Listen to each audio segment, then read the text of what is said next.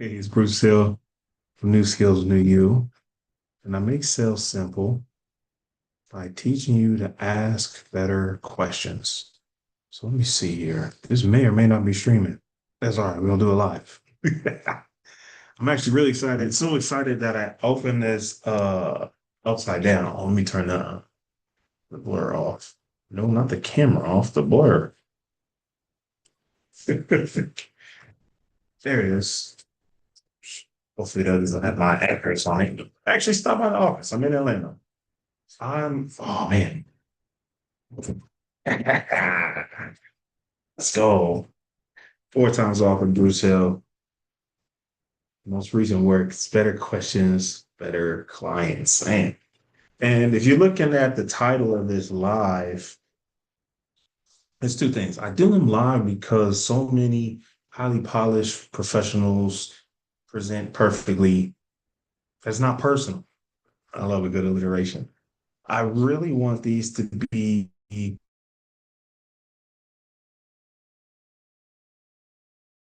genuine, authentic. Not that I don't plan the question. Why are your better clients hiding from you? So I've got a call in 15 minutes, so that's my reminder to me not to get to the point, not to just talk to make noise. So that's why I wrote this book. So if you read the caption here, how to attract and keep clients by improving clarity, confidence, and effective communication. I told you I love a good alliteration. So when I started out, I actually didn't want to be an entrepreneur. I was doing really well at my job, and I was like, "Shoot, I'm just going to stay here till I retire." I really never occurred to me to have a side hustle until I tried to get promoted. And maybe you've been here before. You're like, "Man, I earned this promotion, best customer service score, best sales numbers, top in the team, top in the region." At one point, I was top 100 nationwide. All right, over 7,000 employees. Like, talk to me nice. And I said, "Hey, doing great. Let's build a team around me so we can have more people that do great. All right, let's duplicate my success." That's like, well, Bruce, you don't have enough experience. So that's that catch 22. Where do you get leadership experience except by being a leader? Fortunately for me, fortunately for you, I'm a problem solver. I said, where can I get leadership experience? So I went to volunteer at Toastmasters. If you don't know what Toastmasters is, an organization for leadership and communication. All right, check it out. If actually anyone in any role, strongly recommend Toastmasters just for your personal development. The professional development is there. You don't have to say, "Well, Bruce, I don't want to be a professional speaker." It's for you. So I go to Toastmasters. I don't even join. I'm just like volunteering, helping people practice their speeches, help them write and prepare them.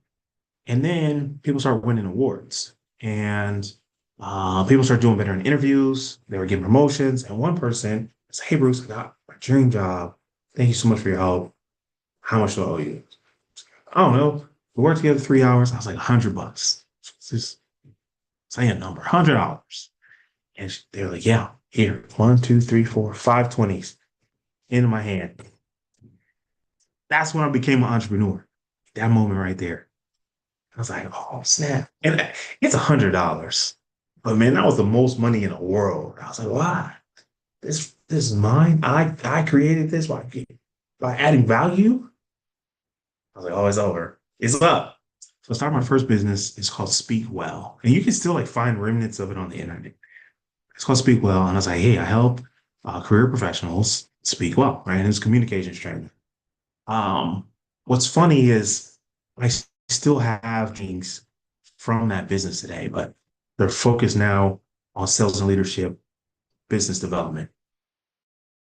That's when I became an entrepreneur. I never did get that promotion, by the way. I ended up leaving to go to an outside sales role, failed miserably, and then succeeded stupendously. And then I went to another company. They saw the value. That was the sales manager role there. Then I moved to trading, and I love where I'm at today. But entrepreneurship's in here now. So I'm never going to tell you to quit your job. I will tell you to make sure you're somewhere that teaches you, where you're growing, that pays you well, so you have enough, you have extra to invest, preferably in yourself, but also other places. It's not financial advice. And then it's some flexibility or a combination. If you get all three, that's a jackpot. What I will tell you to do, whether you're a startup founder, entrepreneur, speaker, coach, consultant, career professional, invest in yourself. That's where, even though the title of the book is Better Questions, Better Clients, if you're in a leadership role, I want you to read it, no matter what business division you're in. Entrepreneur of any stage in your career, I want you to read it.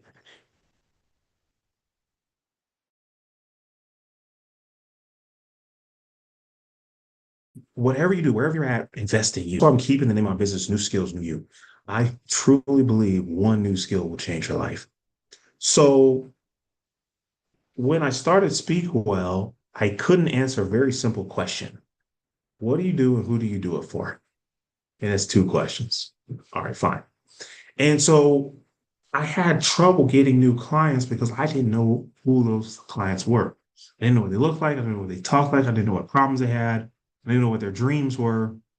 And so I really struggled earlier in the business. Now, this is a detour, but it was still one of my more profitable businesses because there was no website, there's no books to print, no business cards. It was just vibes.